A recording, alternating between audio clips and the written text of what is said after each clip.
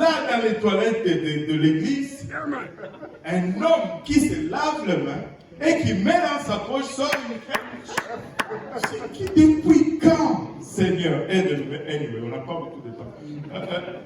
Nous devons devenir des hommes. Dieu nous a créés comme ça pour une raison.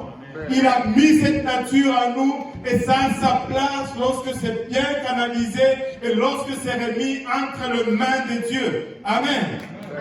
Alléluia. Il y a une mauvaise violence, mais il y a aussi une bonne violence. Et oui, la violence n'est pas bonne. Lorsqu'on rentre en guerre, on se tape les uns sur les autres. Mais lorsque nous canalisons cela et que nous tapons sur une chaise, lorsque nous sommes en train de prier, alléluia, et d'intercéder et de nous tenir dans la brèche, laisse-moi te dire, c'est une bonne violence et c'est une violence constructive. Alléluia. C'est pourquoi le diable fait tout. Alléluia. Il fait même des heures supplémentaires. Alléluia. Pour faire que nous tournons notre violence les uns comme les autres. Mais nous devons nous réveiller, Église.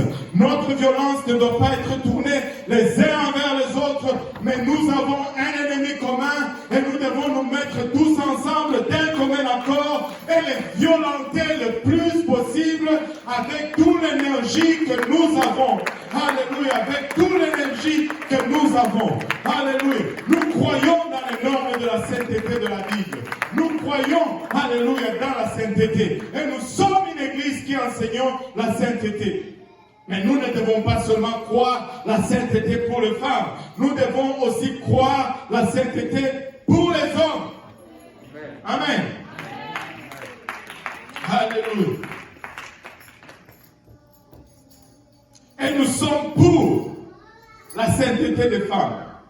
Parce que c'est une grande puissance. C'est une force défensive de l'Église. Femmes, vous occupez une place de choix dans l'Église.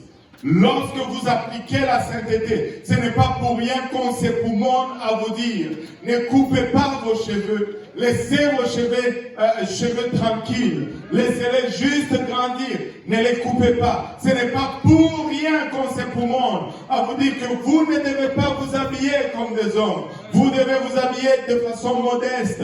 Alléluia, simplement, dans la simplicité. Ce n'est pas pour rien que nous vous disons que les parures et les maquillages et toutes ces choses, laissez ça de côté.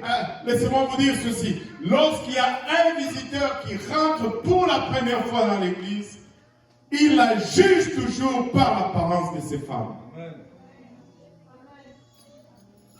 C'est l'apparence de ces femmes. J'ai fait plusieurs voyages au Congo. Mais la première fois que j'ai amené ma femme, et j'avais enseigné sur la sanctification, mais j'ai amené ma femme, vous savez, on est venu me dire, pasteur, tu nous as enseigné ces choses, mais lorsqu'on voit ta femme, on le comprend. Merci beaucoup. Et j'ai fait des voyages à Kinshasa. On était allés à plusieurs fois, mais lorsqu'on est allé avec les filles,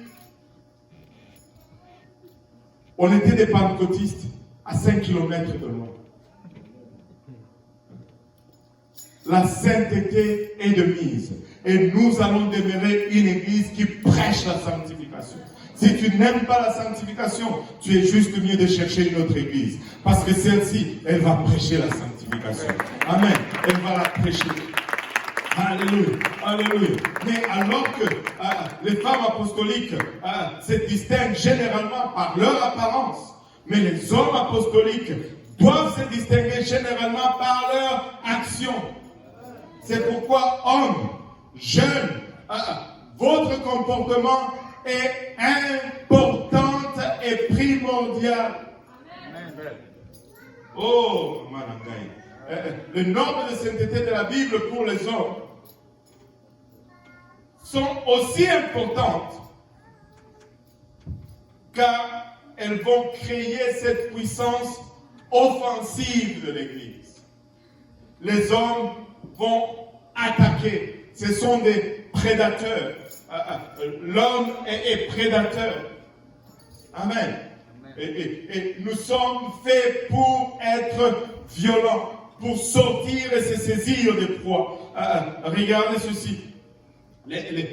Tous les normes de sainteté pour la femme, ce sont les vêtements, les parures, et la simplicité, la modestie et la soumission. Mais pour les hommes, la Bible nous dit, priez partout, levez des mains saintes, repoussez la colère, éliminez le doute,